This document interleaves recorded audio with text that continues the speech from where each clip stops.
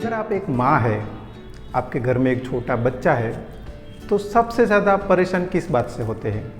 शायद इसी बात से होते होंगे कि मेरा बच्चा बार बार क्यों रोता है, मेरे बच्चे के पेट में गैस क्यों बन जाती है, इसको मैं किस तरह से ठीक करूं, अगर ये रोता है तो इसको कैसे चुप करूं। तो आज हम इसी के बारे में बात करने वाले हैं, बच्चा क्यों रोता है और उसको कैसे ठीक किया जाए। ऐसा कौन सा तरीका है, ऐसी कौन सी दवाई है, या तो ऐसा कौन सा घरेलू उपचार है जो हम करेंगे तो हमारा बच्चा नहीं रोएगा, या तो अगर रोता है तो उसको जल्दी से कैसे ठीक करें, कैसे शांत करें। तो आज हम इस सभी के बारे में बात करने वाले हैं। नमस्कार दोस्तों, मैं हूं डॉक्टर मनहर गोस्वामी, पीडियाट्रिशियन और आपका बच्चों का डॉक्टर। एक बार फिर हाजिर हूं एक नई वीडियो के साथ, एक नए टॉपिक के साथ और कुछ नया सीखने के लिए। वैसे तो मैं हर रोज़ अकेला ही आता हूं, बट आज मैं अकेला नहीं हूं। आज मेरे साथ है मेरा क्यूट बेबी भी। तो चलिए शुरू करते हैं आज के टॉपिक के बारे में। तो सबसे पहले तो बात करते हैं कि बच्चा क्यों रोता है।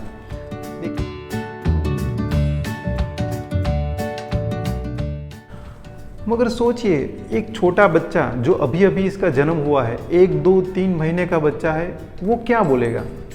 वो कैसे बताएगा कि मुझको ये दिक्कत हुई है? तो ऑब्वियसली वो रोएगा ही। कोई भी कारण हो, चाहे बच्चा भूखा हो, चाहे उसको कुछ भी दिक्कत हो, उसको पेट दर्द हो रहा है, कुछ भी हो रहा है, बच्चा रोएगा ही। बट ये किसकी रिस्पॉन्सिबिलिटी है कि हमको पता लगाना चाहिए कि ये क्यों रो रहा है? ये रिस्पॉन्सिबिलिटी मम्मी की होती है, क्योंकि माँ ही अपने बच्चे को सबसे ज़्यादा करीब से जानती है और उसको पहचानती है, और माँ को ही पता होता है कि मेरे बच्चे को क्या दिक्कत है। तो आज हम इसी सब कारण के बारे में बात करने वाले हैं कि बच्चा क्यों रोता है, उसको कैसे ठीक किया जाए। तो सबसे पहले तो बात करते हैं कि बच्चा क्यों रोता है। बच्चे के रोने के तो बहुत सारे कारण हैं, अभी एक एक करके हम बात करते हैं। सबसे ज़्यादा कॉमन है बच्चा भूखा है। तो अगर सबसे पहले ये चेक करिए कि बच्चा भूखा तो नहीं है। दूसरी सबसे ज़्यादा कॉमन चीज़ होती है बच्चे की पोटी चेक करना।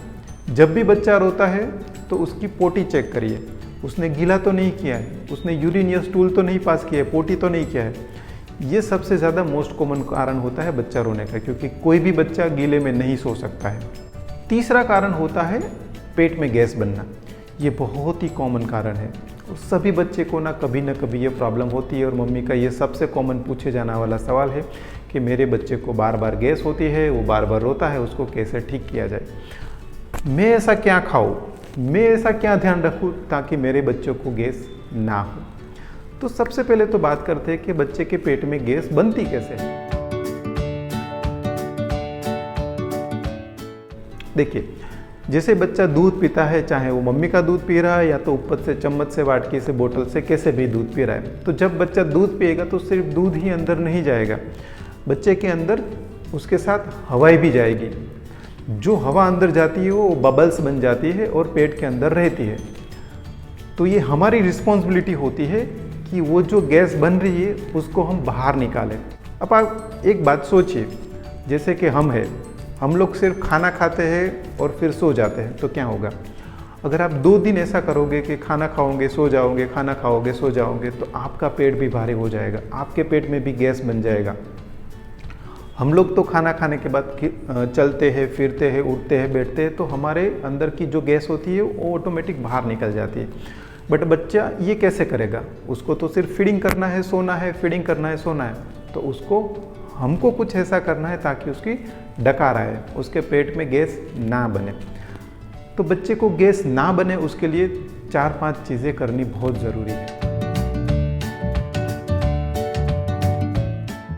सबसे पहला, उसको बर्पिंग करवाना। बर्पिंग कराना मतलब खाने के बाद उसको कंधे पे रखना ताकि उसका जो भी पेट में गैस बना है वो डकार के साथ निकल जाए।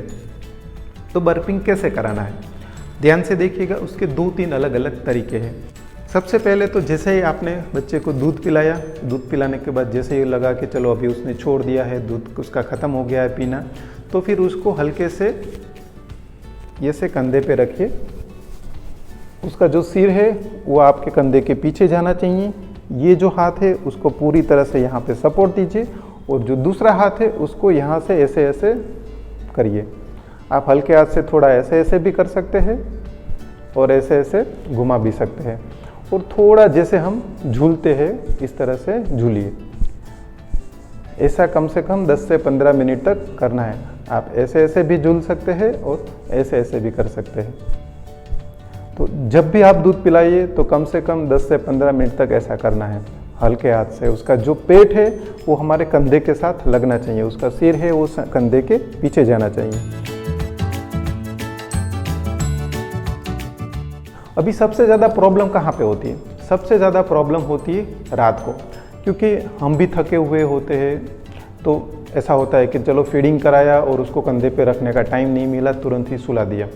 तो ध्यान रखिए, रात को भी बच्चे को कभी कभी सोते सोते दूध मत पिलाइए। नहीं तो क्या होगा, आप सोते सोते दूध पिलाओगे, दूध पिलाने के बाद वो भी बच्चा भी सो जाएगा, आप भी सो जाओगे, पेट में गैस बनती रहेगी, फिर उसको दर्द होना चालू होगा। तो याद रखिए, कभी भी बच्चे को सोते सोते दूध मत पिलाइए, हमेशा बैठिए, दूध पिलाइए और कंधे पे रखिए। हाँ, बट एक काम आप कर सकते हैं। अगर मान लीजिए कि आपको नींद आ रही है, आपको रात को नींद आ रही है, तो सोने के पहले आप उसको दूध पिलाने के बाद ऐसे कंधे पे बैठने की ज़रूरत नहीं है। आप एक बड़ा तकिया अपने पीछे रखिए और बच्चे को इस तरह से अपनी छाती पे लगा दीजिए और ऐसे सो जाइए। तो ऐसे बच्चा भी सो जाएगा और आप भी आराम से नींद कर सकते हैं, सो जाएंगे। आप ऐसा बच्चे को 15-20 मिनट, आधे घंटे तक रख सकते हैं। ऐसा ज़रूरी नहीं है कि ये सब आप ही करें। ये उसकी नानी भी कर सकती है, दादी भी कर सकती है और इसके पापा और अंकल कोई भी कर सकता है। तो ये तो हुआ बर्पिंग कराने का तरीका। कंधे पे रखिए और 10 से 15 मिनट तक ऐसे झुलाइए और यहाँ पे ऐसे हाथ फेरिए, पहला तरीका। दूसरा तरीका, रात को अगर आपको नींद ज़्यादा आ रही है, आप कंधे पे नहीं रख सकते, तो छाती के ऊपर ऐसे ही रखिए और आप अपनी छाती के ऊपर रख के भी सो सकते हैं। तीसरा तरीका, बैठे बैठे। इसके लिए क्या करना है, आपका जो ये हाथ है उसको पूरी तरह से यहाँ पे सपोर्ट देना है, उसकी गर्दन पे सपोर्ट देना है, ताकि उसकी गर्दन आगे पीछे या हिले नहीं। एक तो उसको गर्दन पे सपोर्ट देना है, उसको ऐसे बिठाना है, ज़्यादा उसको वेट नहीं देना है, हल्के हाथ से इसको सपोर्ट देना है, थोड़ा सा आगे झुकाना है और पीछे ऐसे ऐसे करना है। आप ऐसे ऐसे भी कर सकते हैं और थोड़ा हल्का सा ऐसे भी कर सकते हैं। तो ये तो रहा दूसरा तरीका। तीसरा तरीका है बच्चे को थोड़ा उल्टा सुलाने का। आप अपने पैर के ऊपर एक हल्का सा छोटा सा तकिया रख दीजिए और बच्चे को तकिए के ऊपर ऐसा करके उसकी गर्दन थोड़ी झुकाइए, साइड में रखिए ताकि उसको सांस लेने में दिक्कत ना हो, और ऐसा भी कर सकते हैं। मगर ये आप दूध पिलाने के बाद तुरंत मत करिए। ये कब करना है?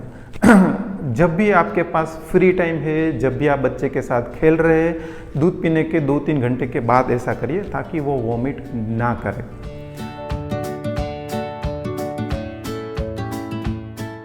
तो ये सबसे बेस्ट तरीका है बच्चे को फीडिंग कराने के बाद बर्पिंग कराने का। दूसरी बात एक पास क्या खास ध्यान रखनी है कि जब बच्चे को हम ऐसा बर्पिंग कराते हैं तो हो सकता है कि जो बच्चे ने दूध पिया है वो डकार के साथ थोड़ा बाहर दूध भी वो निकाल दे। कोई बात नहीं है, ये हो सकता है, कभी भी हो सकता है। अगर वो थोड़ा बहुत बाहर दूध निकलता है तो कोई दिक्कत नहीं है, ये नॉर्मल है। फिर आप 10 से 15 मिनट के बाद उसको साइड में सुलाइए। तो ये करने से बच्चे के जो पेट में गैस बन रही है वो कभी नहीं बनेगी। ठीक है, तो ये सब तो चीज़ें थी कि बच्चे को दूध पिलाने के बाद बर्पिंग कैसे कराना है, डकार कैसे खिलानी है ताकि बच्चे के पेट में गैस ना बने और बच्चा रोए नहीं। इसके अलावा भी बहुत सारी चीज़ें हैं जो हमको करनी पड़ेगी ताकि बच्चे के पेट में गैस ना बने। उसके लिए मसाज कैसे करना है, उसके लिए कौन सी मेडिसिन सही रहेगी, मम्मी को क्या खाने पीने में ध्यान रखना है, और दूसरी सबसे इम्पोर्टेंट चीज़, अगर बच्चे को ऑलरेडी गैस बन गई है, बच्चा रो रहा है, तो उसको चुप कैसे कराएं। इस सभी के बारे में हम अगले वीडियो में बात करेंगे। आशा करता हूँ आपको ये वीडियो पसंद आया होगा। अगर पसंद आया है तो प्लीज़ लाइक और शेयर अवश्य करें। अगर आप मेरे चैनल में पहली बार आए हैं तो वीडियो को सब्सक्राइब जरूर करिए। जी हाँ दोस्तों, मैं हूँ डॉक्टर मनहर गोस्वामी, पीडियाट्रिशियन और आपके बच्चों का डॉक्टर। फिर मिलता हूँ एक नए वीडियो के साथ, एक नए टॉपिक के साथ और इसी वीडियो के दूसरे भाग में। तब तक नमस्कार, बाय बाय।